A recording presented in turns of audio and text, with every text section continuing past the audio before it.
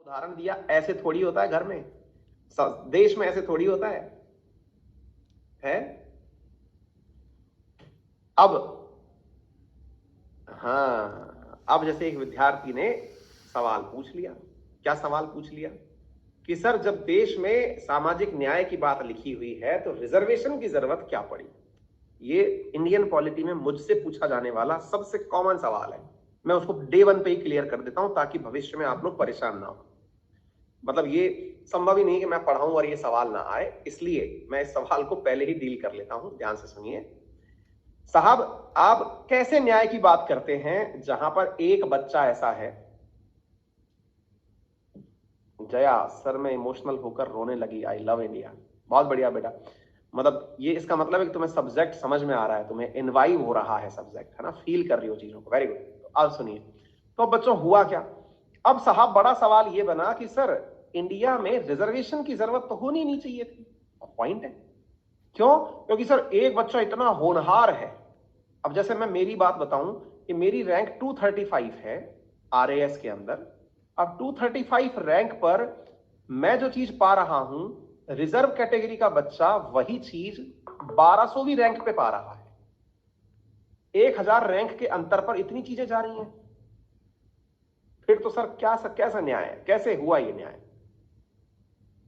हाँ, पॉइंट तो सही है। मतलब इसके आगे मैं वन और लगा दूं तब जाकर के ये रिजर्व कैटेगरी के साथ जस्टिफाइड हुआ। तो फिर सब क्या न्याय कहां है? ये तो असमानता हुई ना, समानता कहां हुई? न्याय तो हुआ ही नहीं। मैंने कहा नहीं, यही तो न्याय है। यही तो न्याय है कि मेरे साथ में 1200 रैंक वाला व्यक्ति भी मेरे ही पद पर आके बैठेगा। बोले पागल हो गए हो क्या? पैसा वैसा देके सेलेक्ट हुए हो क्या? कैसे न्याय है ये? मैंने कहा बेटा, ये न्याय इसलिए है क्योंकि मैं जिस परिस्थिति में पढ़ा और वो बच्चा जिस परिस्थिति में पढ़ा, हम दोनों की परिस्थितियों में बहुत अंतर है। बोले कैसे? बताता हूं। देखो भैया, मेरे बापू मतलब मेरे पिताजी वो शिक्षक हैं। मेरे पिताजी के पिताजी वो भी शिक्षक हैं, प्रिंसिपल थे वो।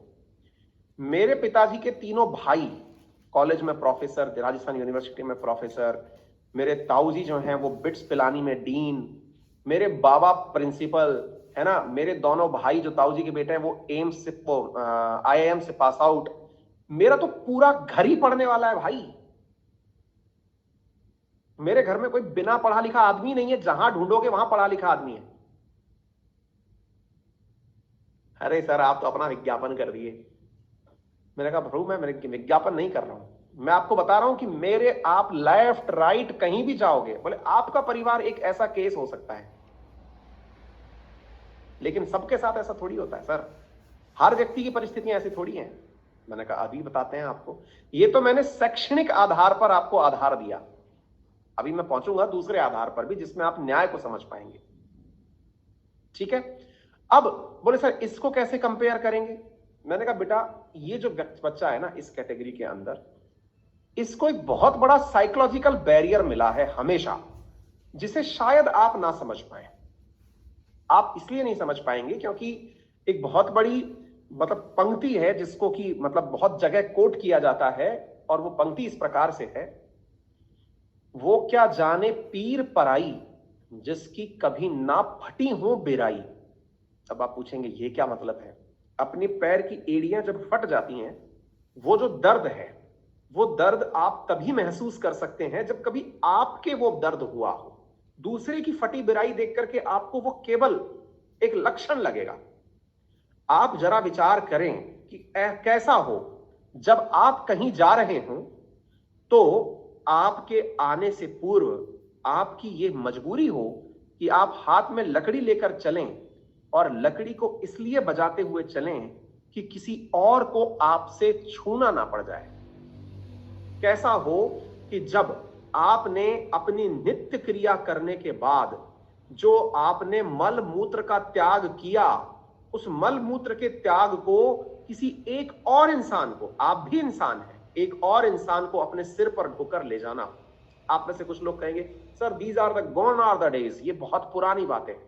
नहीं भाई, ये आज की बात है। मैं आज की बात बताता हूं।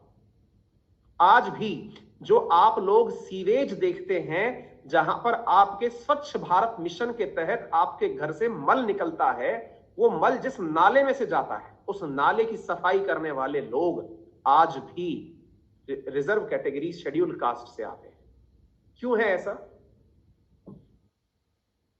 इंतजार करिए, आपका हर पहलू यहां पर वो होगा, हर पहलू का यहां पर आंसर देंगे। आप जब तक संतुष्ट नहीं होंगे, ये बहुत लंबा विवादित विषय है, आप लोगों को लग सकता है कि इसमें बहुत से लोगों के सेंटिमेंट हर्ट हो जाएं, लेकिन सुनना होगा आपको, ये ऐसा क्यों होता है। आप तो खुद शहर में रह करके पढ़ना लिखना शुरू कर दिए, आप में से खुद बहुत से लोग आज रेस्टोरेंट में जब एंट्री करते हैं तो एंट्री करने के बाद रेस्टोरेंट वाले से ये नहीं पूछते कि आप किस जाति से हैं, आप बाहर निकल चुके हैं, शहरीकरण में जा चुके हैं क्योंकि आप पढ़ लिए। लेकिन आप अपने गांव जाइए, अपने गांव जाकर के अपने गांव में अपने इवन बाबा दादी को, अपने पापा मम्मी को देखें कि अगर आपके घर में कोई व्यक्ति रिजर्व कैटेगरी से आता है, वो उसके लिए अलग बर्तनों का उपयोग करते हैं, उन्हें उन ग्लास में, उन कपों में आज भी चाय नहीं पिलाई जाती जिनमें आप पीते हैं। कड़वा सच है, सुनने में बुरा लगेगा, कड़वा सच है कि जब आप किसी डॉक्टर को दिखाने जाते हैं तो उससे पहले उसका सरनेम पूछते हैं, कड़वा सच है ये,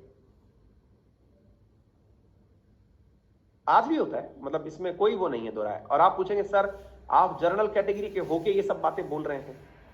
भैया मैं न्याय की बात कर रहा हूं, कैटेगरी तो मेरी बनी ही क्यों, मुझे यही समझ नहीं आ रहा। मतलब न्याय तो समाज में होता ही तब ना कि मुझे कैसे ये विभेदित किया जा रहा है। जरा विचार करें, यहां पर ये जो सबसे बड़ी बात है कि मुझे ये कैसे कहा जा रहा है कि अंकित अवस्थी आप जनरल कैटेगरी के हो, आप पंडित हो, आप ऐसी बातें बोलते समय शोभा नहीं देते। अरे भाई गलत बात बोल रहे हो आप, मैं पंडित हूं, ये वर्ण व्यवस्था ही क्यों है, होनी नहीं चाहिए ना। मैं पंडित के घर में पैदा हुआ इसलिए पंडित हूं कि मैंने पंडितों की तरह वेद पाठ पढ़ लिए, रामायण महाभारत पढ़ लिए, इसलिए हूं। मेरे कर्म से हूं या मेरे जन्म से हूं? मेरे कर्म तो मुझे कहीं तक भी नहीं ले जाते। मैं अपने आप को एज एन एक्सेप्शन ले लेता हूं क्योंकि मैंने ये सब चीजें पढ़ी हुई हैं, मतलब जितनी भी रामायण गीता महाभारत, मैं एक एज एन एक्सेप्शन। लेकिन क्या हर व्यक्ति जो इस धर्म में पैदा, इसमें जाति में पैदा हो रहा है, क्या वो वेद पाठी है, क्या वो पूरी तरह से पढ़ा हुआ है? नहीं। फिर जन्म के आधार पर वर्ण व्यवस्था क्यों? दोष किसमें है? वर्ण व्यवस्था में है ना। इस वर्ण व्यवस्था को ही सुचारू करने के लिए सामाजिक न्याय की बात की गई थी। सामाजिक न्याय ताकि वर्ण व्यवस्था के अंदर पनपी हुई कुरीतियां दूर हो जाए। कुरीतियों के नाम पर क्या था? जाति का सबसे पहले जो आपने 4 प्रकार की जातियां निकाल दी, उन जातियों को दूर करने के लिए, उनके बीच के विभेद को दूर करने। आप पूछेंगे सर लेकिन सर एक बात बताओ, मेरा एक दोस्त है, उसके फादर आईएएस है, मेरे एक दोस्त है जिसके फादर आईएएस है, और वो आईएएस जो है ना, उनका बेटा, आप सोचो सर, चलो मैं आपसे दूसरा सवाल रिवर्स में पूछ लेता हूं सर आपके शहर में आपको पता चलता है कि ये जो 1200 रैंक वाला व्यक्ति है ना, जो आपके पद पे आके बैठ रहा है, सर ये वाला व्यक्ति, इसके फादर आईएएस है ना, इसके मामा जो है ना वो आईपीएस है, इसके चाचा हाई कोर्ट में जज हैं, फिर सर ये आके बैठ रहा है। अब बताओ फिर ये कैसे हो सकता है? फिर न्याय कैसे हुआ? ये तो अन्याय हो गया। यस, अब सवाल सही जगह जा रहा है, सवाल सही जगह जा रहा है, और यही हम सबको समझना है। एक जागरूक नागरिक होने के नाते भारत के हर व्यक्ति को समझना है, और वो क्या है? रिजर्वेशन हो लेकिन डिजर्विंग कैंडिडेट के लिए हो। डिजर्विंग से मतलब इस बात की व्यवस्था हो कि रिजर्वेशन का लाभ वही लोग उठाएं जिन्हें इसकी आवश्यकता है। सर ये कौन डिसाइड करेगा? अब जनाब, इस वजह से पीड़ित कौन हुआ? जब आजादी आई थी ना, तो भारत के लोग पीड़ित थे, अंग्रेजों को भगाया था। आज पीड़ित अगर कोई मतलब कोई ऐसे वर्ग का व्यक्ति है जो वंचित है ना, एक ऐसे वर्ग का व्यक्ति है जिसको की बहुत ज्यादा आवश्यकता है, अब उन्हें एकत्र होना होगा और अपने वर्ण व्यवस्था, अपनी जाति व्यवस्था के अंदर पनप रही कुनीतियों के खिलाफ लोगों को आवाहित करना होगा। सरकारों से यह आह्वान करना होगा कि मेरे हित इस व्यक्ति को ना दिए जाए। क्या आप मेरी बात समझ पा रहे हैं? क्या आप मेरी बात समझ में आई?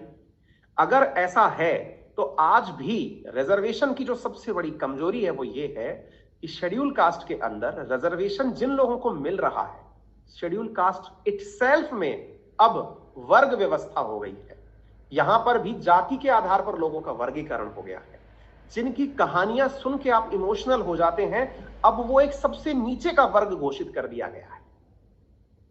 उन्हें खुद एससी कैटेगरी के अंदर भी लोग अपने से नीचा मानते हैं। क्या आप मेरी बात समझ पा रहे हैं? वो अगर कोई व्यक्ति हो इस कैटेगरी से बिलोंग करता हो तो वो मतलब जो जानता हो एटलीस्ट वो इस बारे में तर्क करे। मतलब यहां पर वो अपने नीचे भी एक कैटेगरी मानते हैं। उन्हें लगता है कि हरिजन जो हैं, जो मैला ढोते हैं, सीवेज में कूदते हैं, सफाई करते हैं, वो हमसे नीचे वाले हैं। तो जनाब फिर तो हरिजन आंदोलन होना चाहिए। उन्हें अपने हक के लिए सरकार से गुजारिश करनी चाहिए कि अपलिफ्टमेंट हमारा हो, सामाजिक न्याय हमारे लिए स्थापित किया जाए। क्या आप मेरी बात समझ पा रहे हैं? कोई पॉइंट समझ में आ रहा है? आज ओबीसी वर्ग का जो लाभ है उसमें क्रीमी लेयर का कंसेप्ट इसी कारण से लाया गया कि उसमें जो लोग पैसे वाले हैं उन्हें रिजर्वेशन से रोका जाए। तो अब आप देख लीजिए कि हमें असल में जरूरत सामाजिक न्याय की है या अपने ही जाति व्यवस्था के अंदर जो दोष पनप रहे हैं उनसे निपटने की है। आवश्यकता सामाजिक न्याय की है। इसका अंतिम उदाहरण देकर के क्लास को विदा करूंगा। अंतिम उदाहरण यह है कि जब हमसे कोई पूछता है कि न्याय क्यों दिया जाए, तो इसका एक सिंपल सा उदाहरण है, मतलब रिजर्वेशन क्यों दिया जाए, इसका सिंपल सा उदाहरण है। एक स्टेडियम में कुछ खिलाड़ी खेल खेल रहे हैं। अक्सर मैं हर विद्यार्थी को यह उदाहरण देता हूं। यहां पर स्टेडियम की दीवार बनी हुई है और ये दीवार, मान लीजिए कि ये दीवार है जहां से मतलब आपको मैच देखना है। यहाँ खिलाड़ी खेल खेल रहे हैं, ये दीवार है और इस दीवार के इस पार आपको मैच देखना है। यहां पर एक व्यक्ति आता है जिसकी हाइट 6 फीट 2 इंच है। दीवार 6 फीट लंबी है, 6 फीट लंबी है और आपने इस व्यक्ति से कहा कि मैच का स्कोर देख के बताओ। इसने अपनी गर्दन उठाई, मैच का स्कोर देख के बता दिया। वहीं एक बच्चा है जिसकी हाइट 5 फीट है। मैंने उससे कहा स्कोर देख के बताओ, वो आंसर नहीं दे पाया क्योंकि दीवार 6 फीट की थी। सवाल है कि मैंने इससे पूछा क्या? मैंने पूछा था देखकर बताओ क्या कि स्कोर क्या हुआ है। तो देखकर बताने के लिए कि स्कोर क्या हुआ है, इस कार्य को करने के लिए इस व्यक्ति को आंखों की जरूरत थी, ना कि हाइट की। क्राइटेरिया आईसाइट होना चाहिए था, हाइट नहीं। तो मुझे यहां पर माय लॉर्ड सुविधा दी जाए कि मैं यहां पर 1.25 फीट का एक पत्थर रखूं, इतना ऊंचा पत्थर रखूं ताकि मैं भी यहां पर पहुंच करके देख पाऊं और बताऊं। माय लॉर्ड मेरी आंख का टेस्ट करिए आप, मेरी हाइट का टेस्ट मत करिए, क्योंकि सवाल मुझे दिया गया है कि मैं आपको स्कोर बताऊं देख करके।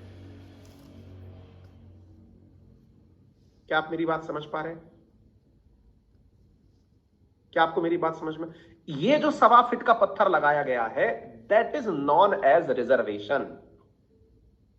This is the real upliftment. इसी को सामाजिक न्याय की अवधारणा में आप पढ़ते हैं। क्लियर? पॉलिटी जब हमारी क्लास में चलती है तो हम बहुत सारे इश्यूज को टच करते हैं जो आप सबसे संबंधित होते हैं। ठीक है?